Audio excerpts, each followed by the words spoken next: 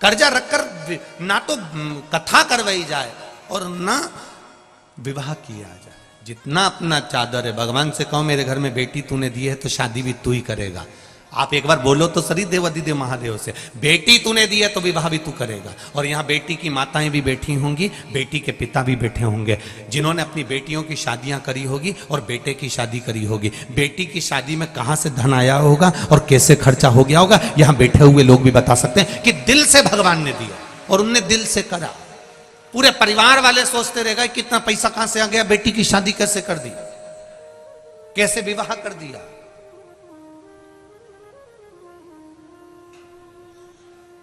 आप उससे कहो, मेरे आनंदेश्वर महादेव से, मेरे विश्वनाथ से, मेरे महाकाल राजा से, मेरे त्रिकालदर्शी, मेरे कैलाशी, मेरे अविनाशी, मेरे कुबेर भंडारी से कहो कि वो दे तुमको और तुम कथा कराओ।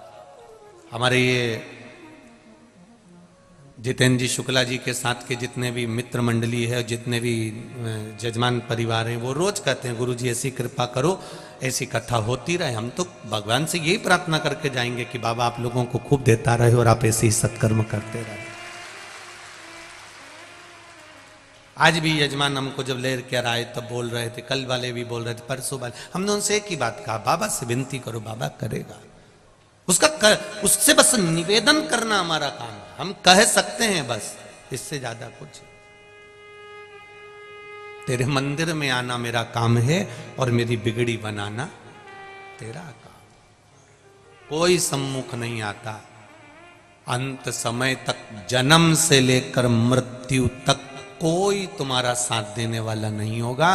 माता के गर्भ से जब पैदा होगे तब भी अकेले होगे और मरोगे तब भी अकेले रहोगे।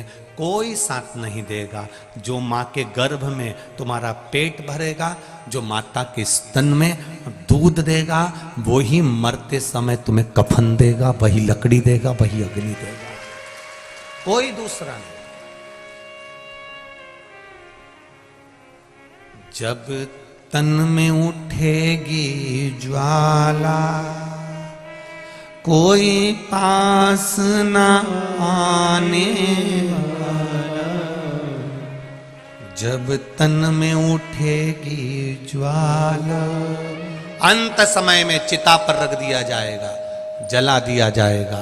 परिवार वाले आग लगाकर पीछे हट जाएंगे, कोई तुम्हारे साथ में रात भर नहीं रहेगा। मुर्दा अकेला जलता रहता है, हड्डियां चटकती रहती है, शमशान सूना रहता है, तब कौन तुम्हारा साथ देता है? कोई साथ देने वाला नहीं होता। जो तुमने भगवान का भजन किया है, जो तुमने एक लोटा जल चढ़ाया है, जो तुमने बेलपत्री चढ़ाई है, जो तुमने शिव महापुराण की कथा सुनी है, जो यहां पर सेवा करी है, वो पुण्य तुम्हारा अकेलापन दूर करेगा और शमशान में भी तुम्हारे साथ खड़ा रहेगा। तुम्हारा पुण्य कटने वाला नहीं, पुण्य तुम्हारे सामने रहेगा। जब तन में उठेगी ज्वाला, कोई पास ना आने वाला। हम सब की सुन के पुकार रे, तू नंदी लेकर आजा। मेरे दीन बंधु भगवान रे, हम सब की सुन कर आजा। जब आए मरण का मौका, कहीं हो ना जाए धोखा। मेरी सैया छूटे भोलेनाथ, तो तू नैया लेकर आजा। अंत समय बड़ा विचित्र, कोई नहीं आएगा, कोई नहीं। हमारे बीच में संत महाराज पधारे, एक बार जोरदार ताली बजाकर स्वागत करें आदरणीय संत बाबा जी। संत महाराज जी के लिए जोरदार ताली बजाकर स्वागत करते। अंत समय कोई नहीं आए। उस अंत समय में केवल एक, कोई नहीं रहने वाला शमशान में। आग लगाएंगे, सब वापिस आ जाएंगे। घर आते से पड़ोसी की यहां से पूड़ी और सब्जी आ जाएगी, खा जाएंगे। मुर्दा भी पड़ा होगा तो भी अंदर जाके चाय तो निपटा जाएंगे, चाय पीने में कोई मना नहीं करेगा।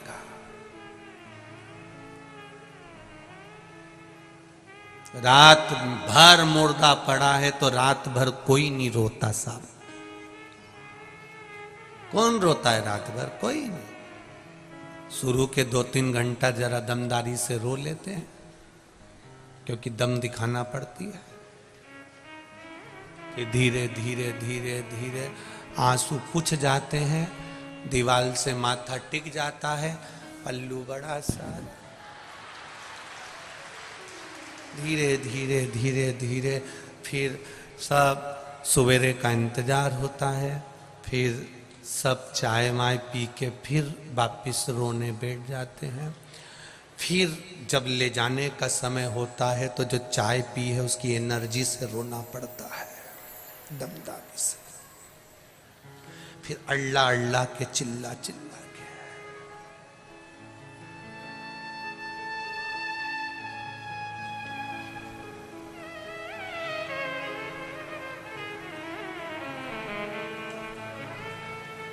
सब वो कहते हैं ना, एक राजा के लड़के के 4 मित्र थे। एक 24 घंटा साथ रहने वाला,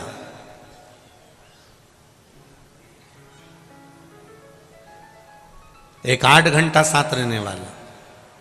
3 मित्र थे, एक 24 घंटा वाला, एक 8 घंटे वाला, एक कभी कभी मिलने वाला। राजा का लड़का उनके साथ रहता था, 24 घंटे साथ रहता था।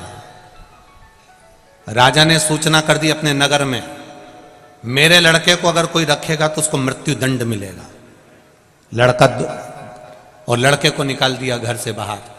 लड़का रोते रोते अपने 24 घंटे साथ रहने वाले मित्र के पास गया। मित्र, तू मेरे साथ 24 घंटे रहता है, तू तो मेरा साथ दे दे।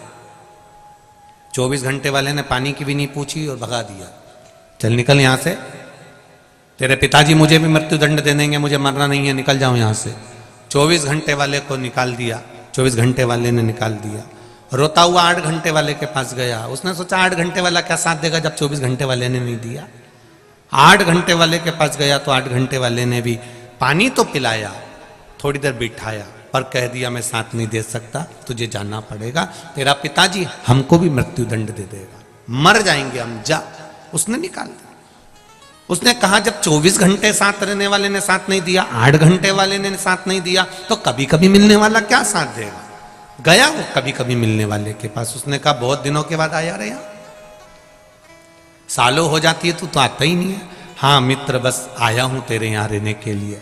मेरे पिताजी ने पूरे नगर में सूचना करी है, जो मेरे बेटे को रखेगा उसको मृत्यु दंड दिया जाएगा।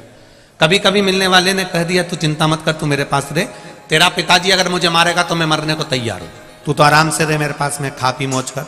कभी कभी मिलने वाले ने अपने पास रख लिया। राजा को सूचना मिली, उसने उसको बुलाया, पूछा तुमने मेरे बेटे को रखा? हाँ। तुम्हें डर नहीं है? नहीं है। राजा ने अपने लड़के को राजपाट दे दिया, जो कभी कभी मिलने वाला था उसको मंत्री बना दिया। कभी कभी मिलने वाले को मंत्री बना दिया, राजपाट राजा के लड़के को दे दिया।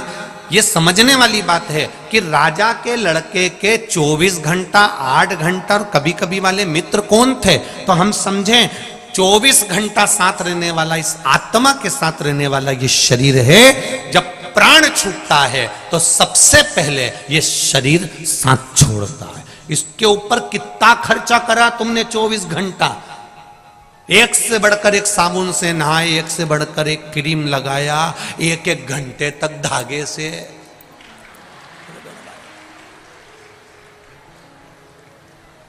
सोचो 24 घंटा साथ रहने वाले शरीर पर बादाम, काजू, पिस्ता, इलायची, बादाम, लड्डू, चाउमीन, कहीं डोसा, कहीं इडली, कितना खर्चा करा ये 24 घंटे साथ रहने वाले शरीर पर, कितना खर्च किया।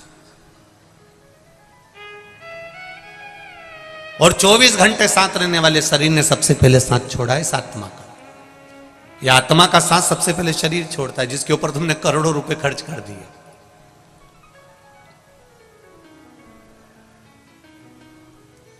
करोड़ों रुपए जिसके ऊपर खर्च करा, उसने सबसे पहले साथ छोड़ा।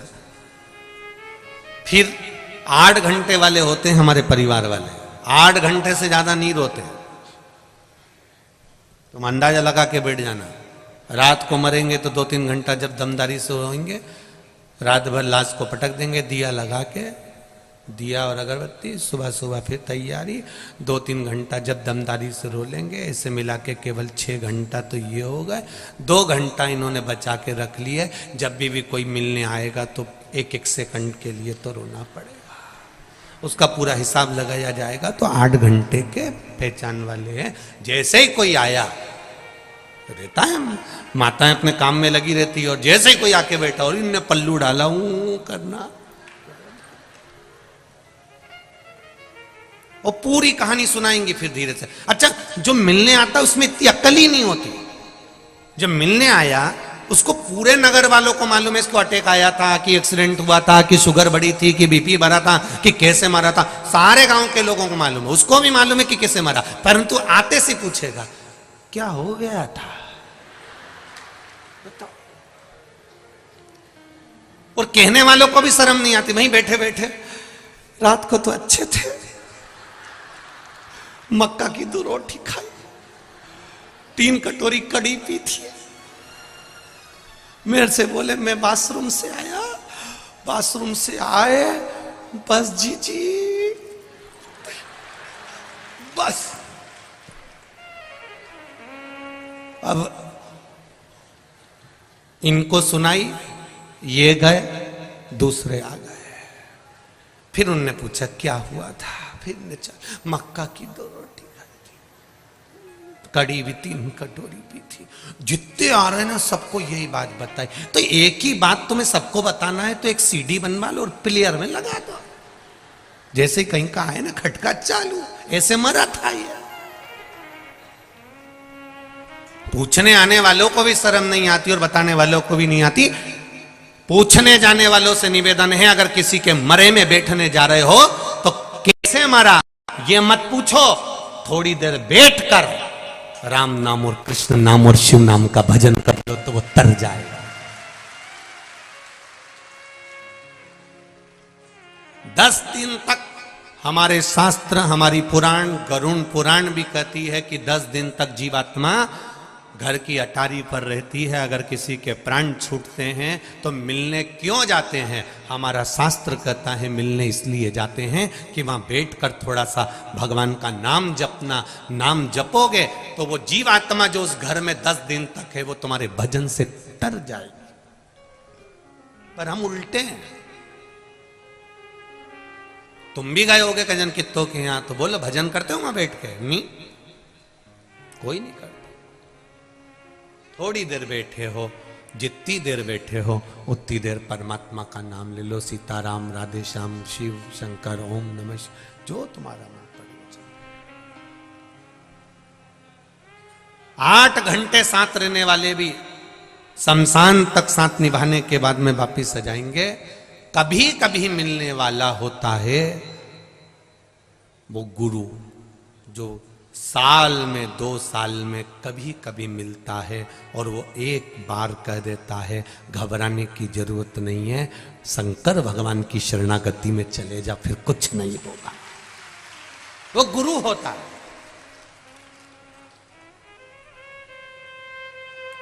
कितनी भी आत्मा भटक रही हो, वो गुरु उसको शरणारविंद तक ले जाके छोड़ देगा। वो कभी कभी मिलता है। गुरु ऐसे नहीं मिल जाता, वो तो कानपुर वालों की किस्मत है। कानपुर वालों का तो भाग्य है जो अभी कथा मिल गई और इसके बाद में फिर वापिस 13 जनवरी से फिर कथा मिल जाएगी। तो ये तो 2-2 साल 3-3 साल पुरानी कथा है। ये मत सोचना कि ये 13 जनवरी वाली कथा अभी दे दी है गुरुजी ने कि यहाँ से, नहीं नहीं नहीं, ये कथा भी पुरानी है और वो कथा भी वही 2-3 साल पुरानी, जो जिन ने पुराने तत्व में ले रखी है वही कथा है। ये मत सोचना कि अभी की कथा है, सब पुरानी है। और इसके बाद में फिर कानपुर वालों के पास में फिर कथा 2-2.5 साल तक बड़ी मुश्किल है कि कहीं मिले। इंदौर में भी अभी 24 तारीख से 30 तारीख तक कथा है दलाल बाग में। 2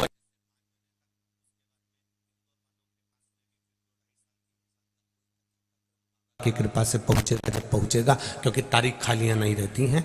तो इंदौर वालों से भी कहूंगा, मौका मिल रहा है, इसके बाद में साल 2 साल मिले, योग लगे ना लगे, मौका है, सुन लो।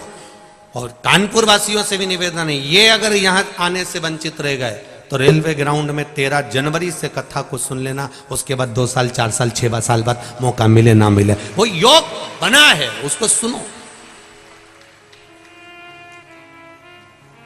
रोज रोज हर बार इतने विशालतम कथाएं होना बड़ा कठिन होता है। आयोजक समिति भी करवाती है तो उसको मालूम पड़ता है, इतने लोगों को भोजन व्यवस्था करना, संभालना, रात भर व्यवस्थाओं में लगे रहना कोई सहज बात नहीं है, सरल नहीं है। अपने नगर क्षेत्र में और फिर आगे 3 जनवरी से 3 दिसंबर से 24 तारीख से 30 तारीख तक ये इंदौर में कथा रहेगी। 3 दिसंबर से बड़ौदा के लेप्रेसी ग्राउंड में, बड़ौदा गुजरात में शिव महापुराण की कथा रहेगी। वो भी एक आनंद का विषय रहेगी, क्योंकि बड़ौदा नगर में भगवान शंकर स्वयं आनंद के साथ में पूरे बड़ौदा के आसपास में शिव जी चारों तरफ विराज रहा है। और गुजरात वासियों का तो भाग्य है जो कथा मिली है।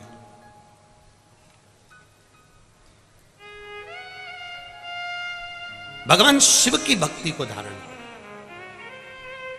कभी कभी मिलने वाला होता है सतगुरु, जो कह देगा 24 घंटे साथ रहने वाला शरीर है, आत्मा के साथ रह रहा है। 8 घंटे वाले रिश्तेदार परिवार वाले हैं। और कभी कभी मिलने वाला गुरु इस आत्मा को समझाकर परमात्मा तक छोड़ देता है। वो कहता है कि तुम शिव पर विश्वास करो, संसार पर नहीं। संसार तो मिथ्या है, झूठा है।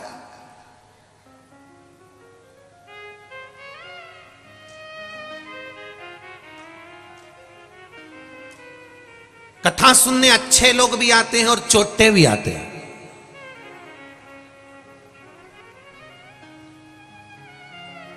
तुम्हारा ध्यान भोलेनाथ पर रहता है और चोटे का ध्यान तुम्हारी चेन और अंगूठी और मोबाइल और पर्स पर रहता है।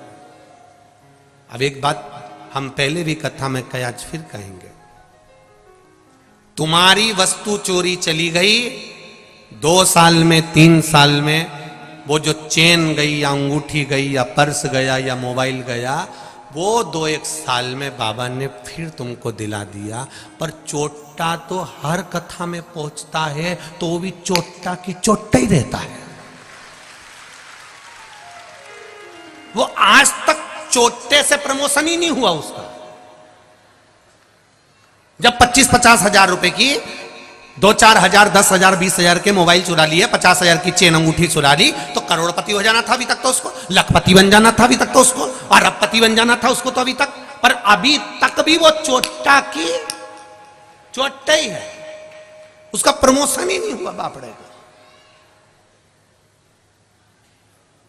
और जितने चोटे बैठे हैं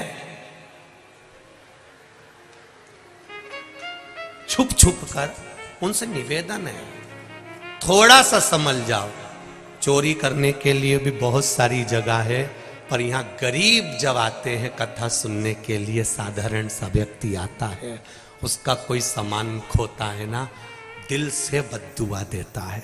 तुम्हारे पूर्वज भी रोते होंगे तुमको देखकर कि मेरी औलाद क्या गलत काम कर रही है। थोड़ा समझिए, थोड़ा।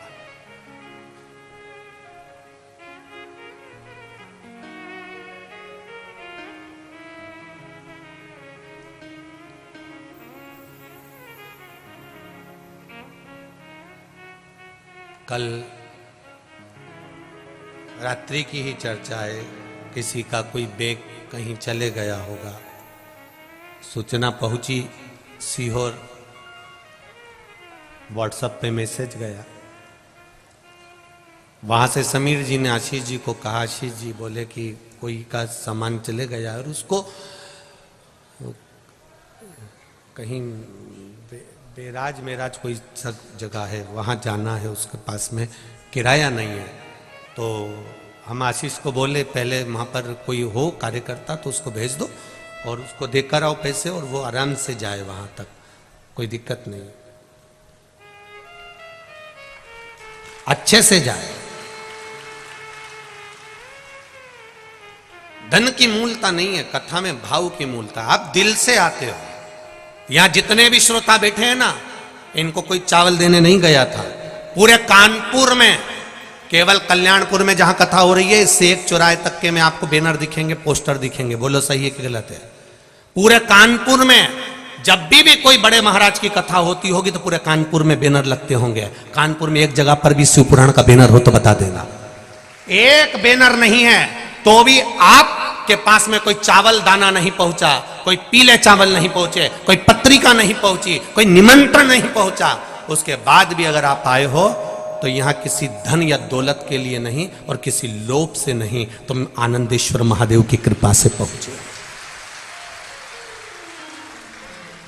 तुम आनंदेश्वर भगवान की कृपा से अपना शुद्ध भाव लेकर आए हो। यहां कोई दिखावे के लिए नहीं आया। पूरे कानपुर में एक बैनर बता दो, एक पोस्टर बता दो तो बात दूसरी है। केवल इस यहां से लेकर आगे चौराहे तक के बीच में, उसके सिवा कहीं बैनर नहीं मिलेगा, कहीं निमंत्रण पत्र नहीं मिलेगा, कोई निमंत्रण, कोई। तो तुम्हारा ये केवल दिल जुड़ा है महादेव से, कोई दूसरा चीज नहीं जुड़ी है। नहीं तो जनता को इकट्ठा करने के लिए अच्छे अच्छे के पसीने छूट जाते हैं, गाड़ियां भर भर कर बुलाना पड़ती है, कजन कितना बांटना भी पड़ता होगा, तब इकट्ठा करना पड़ता होगा। पर ये तुम्हारी निर्मल भक्ति है आनंदेश्वर महादेव की। इसलिए कह रहा हूं कल्याणपुर और कानपुर वालों, बड़े किस्मत वाले हो, गंगा के तट वालों, तुम्हें प्रणाम करता हूं आपकी भक्ति को। ये आपकी भक्ति है, ये निर्मल भक्ति है। हम जहां भी कथा करने गए वहां हमने देखा बड़े बड़े लोग पोस्टर मोस्टर लगा देते, वो अपनी जगह पर है। पर कल्याणपुर और कानपुर में मेरे आनंदेश्वर महादेव ने एक चमत्कार जो दिखाया है, वो चमत्कार आपके रूप में बैठा हुआ है मेरा महादेव, आपके रूप में। ये आनंदेश्वर की भक्ति है, इसको कहते हैं आनंदेश्वर महादेव। ये कोई साधारण नहीं है महाराज। उसकी नगरी में कथा कराने वाला वही राजा है और कथा सुनने वाला वही राजा है। यहां बाकी की सब प्रजा है उसकी, सब प्रजा। उसकी भक्ति इतनी प्रबल है, उसकी भक्ति का बल इतना प्रबल। ये चमक ये दमक फुलवन में महक, सब कुछ सरकार तुम्ही से है। कभी कभी मिलने वाला सतगुरु होता है, कभी कभी मिलने वाला, और कभी कभी मिलने वाला जो सतगुरु होगा वो आत्मा को परमात्मा से जोड़ने का काम करेगा। वो आप लोगों से ये नहीं कहेगा, क्योंकि उसको मालूम है संसार मिथ्या है। थोड़ी देर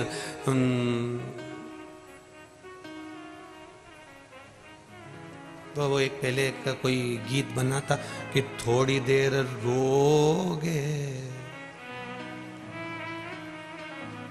कि चाय पीने चले,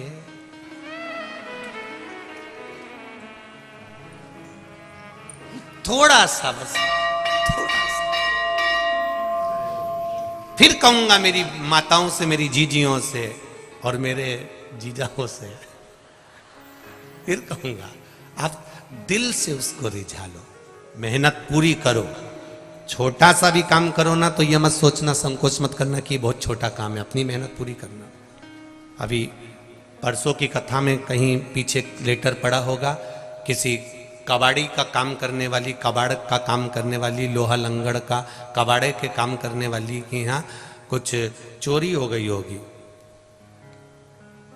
तुम्हारे यहीं की कथा है, उसने पत्र लिखा है। कहीं बैठे हो तो वो कबाड़े वाले अगर कहीं बैठे हो तो हाथ हिला देना। कबाड़े वाले के यहाँ चोरी हो गई थी। अब वो कबाड़े वाले के यहाँ चोरी हो गई तो उन्होंने थाने में रिपोर्ट कराई। कोई बैठे हो, यहाँ सूचना भी हो गई, अखबार में भी आया होगा कबाड़ा मबाड़े का, तो कबाड़े में चोरी हो गई थी तो उन्होंने रिपोर्ट कराई। और रिपोर्ट कराने के बाद में, पत्र होगा पीछे कहीं पड़ा होगा, रिपोर्ट कराने के बाद में वो चोर नहीं मिला। और उनकी पत्नी ने कथा सुन ली कि कानपुर में कथा हो रही, कल्याणपुर में, तो कहने लगे आप अपन भी जाके बैठो, सियोर वाला महाराज बोलता है 3 महीने में रिजल्ट मिलता है, चोट्टा भी मिलेगा।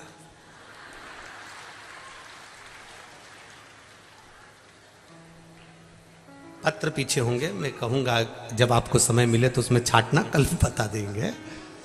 और कहीं बैठी हो तो जीजी हाथ जोड़ के निवेदन में खड़ी हो जाना।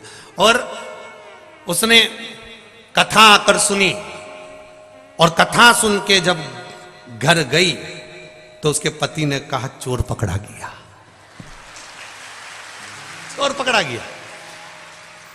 कहां है? तो कि थाने में बंद है। थानेदार का फोन आया था कि चोर पकड़ा गया। ये शिव तत्व है, ये शंकर है। कहे दरोगा का फोन आया था, वहां चोर पकड़ा गया। कोई कबाड़ा वाला होगा यहीं कहीं का, तो उसके यहां हो गया। अब देखिए शिव भक्ति कितनी प्रबल होगी, शंकर का विश्वास कितना प्रबल होगा, इनको शिव वाणी में कितना विश्वास होगा। इसलिए आपको कल कथा में कहा था, हवा में केवल कचरा रुख बदलता है, हवा में पत्थर रुख नहीं बदलता। उसी तरह जो शंकर का उपासक होता है, शंकर का भक्त होता है, शिव को मानने वाला होता है, वो जरा से हवा के चक्कर में रुख नहीं बदलता, वो अपनी भक्ति में दृढ़ रहता है, दृढ़ रहता है। सावन का महीना है, जल चढ़ाने जा रहा है। गंगा उफान पर है, जल चढ़ाने जा रहा है। बरस रहा पानी, जल चढ़ाने जा रहा है। तपती हुई गर्मी है, जल चढ़ाने जा रहा है। ठंड पड़ रही है तो भी जल चढ़ाने जा रहा है। पत्थर ठंडा हो रहा है तो भी जल चढ़ाने जा रहा है। उसका विश्वास दृढ़ है, उसका भरोसा पक्का है।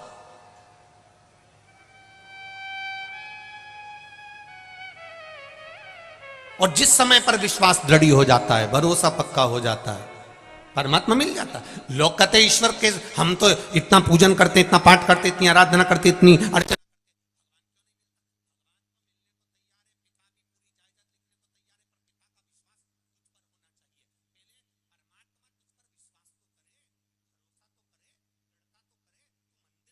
करा है 2-3 महीने जाकर बंद कर देगा तो भगवान कुछ दे रहा है का?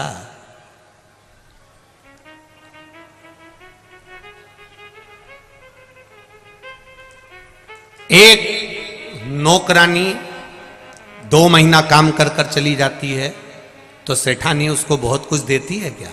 अरे बोलो तो जम के नहीं। और एक नौकरानी या कोई सेविका या कोई सेवक एक कंपनी में एक जगह पर 8 साल 10 साल तक काम करता रहता है तो फिर सेठानी भी कह देती है तो चिंता मत कर, तेरी लड़की की शादी होगी तो मैं सब कर दूंगी, क्योंकि सेठानी ने कह दिया तूने मेरे यहां इतने सालों तक नौकरी करी है, मेरे यहां इतने सालों तक तूने सेवा दी है, मैं तेरा लड़की की शादी कर दूंगी, तेरे बच्चे की पढ़ाई का खर्चा उठा लूंगी, तो क्या टेंशन लेती है? तुम मेरे पास अगर नौकरी कर रहा है, शंकर भगवान भी तो कहते हैं तूने अगर मेरी नौकरी पकड़ कर रखी है, मेरे यहां आ रहा है, एक लोटा जल चढ़ा रहा है, प्रणाम कर रहा है, बेलपत्र चढ़ा रहा है, आचमन कर रहा है, तो चिंता मत कर।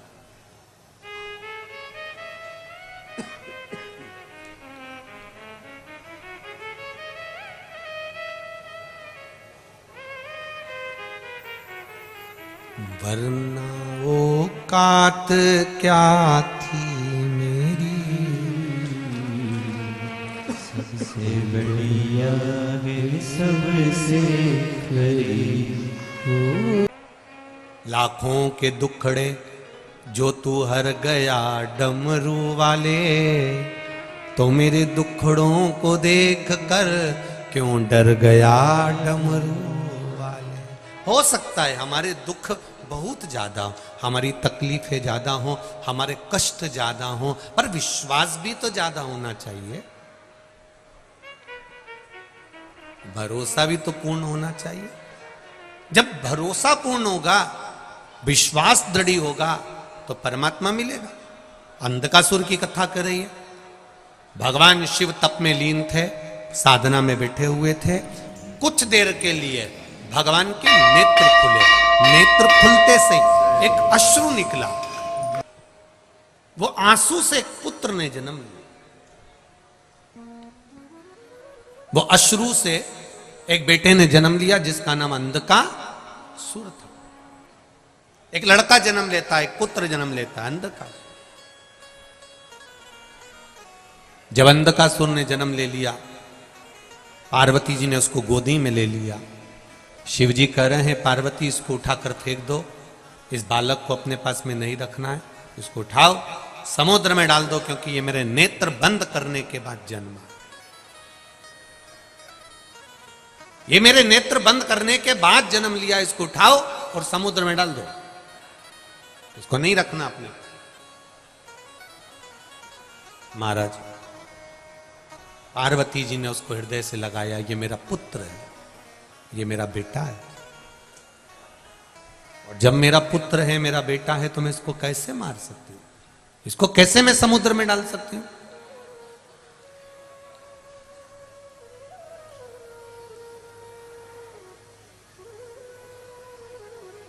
इसको मैं समुद्र में नहीं डाल सकती, इसको मैं समुद्र में नहीं फेंक सकती। माता पार्वती जी ने कह दिया।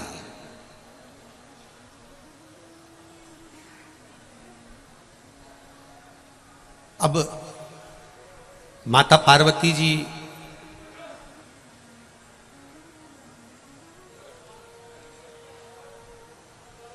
शिव जी से कह रही हैं, भले कुछ भी हो पर आपके द्वारा प्रकट हुआ है, इसलिए मैं इसको रख रही हूं गोदी में।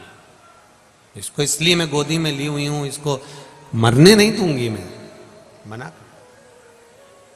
शिव जी नहीं माने।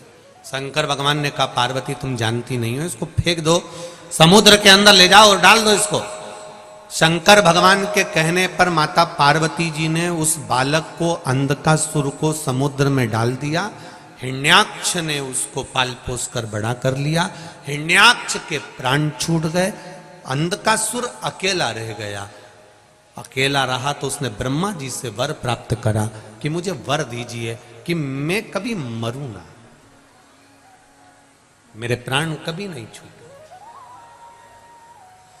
मेरे प्राण जाए ना, ये वर मुझे दे दो। ब्रह्मा जी ने कहा ऐसा हो नहीं सकता, मरना तो पड़ेगा। आपको कथा में पहले भी कहा, चाहे बादाम खाओगे तो भी मरोगे, नहीं खाओगे तो भी मरोगे, मरना तो है, निश्चित है, प्राण तो छूटेंगे। पहले भी कहा, कथा सुनोगे तो भी मरोगे, नी सुनोगे, बोलो बोलो जम के बोलो, तो भी मरोगे। रोटी खाओगे, अरे बोलो तो भी मरोगे, नी खाओगे तो भी मरोगे। डेंटिंग पेंटिंग कर लोगे तो भी मरोगे, और नी करोगे तो भी मरोगे, मरना तो है। सियोर वाला महाराज कह दे कि मैं तुम्हें मरने से बचा लूंगा, या कहीं का महाराज हो वो कह दे कि मैं तुम्हें मरने से बचा लूंगा, तो फालतू की बात है ये तो सब बेवकूफ बनाने की बात है कि तुम बच जाओ। मरना तो निश्चित है।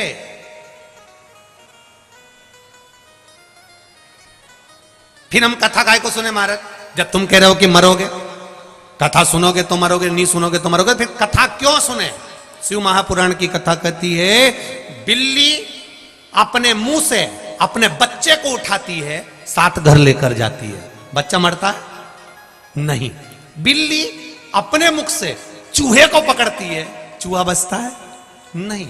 उसी तरह जो कथा सुनकर मरता है वो यम की कैद में नहीं पड़ता, जो ऐसे ही मर गया वो गया, फिर चूहे जैसा मसला। कथा सुनने वाला कभी भटकता नहीं है, कभी नहीं भटकेगा।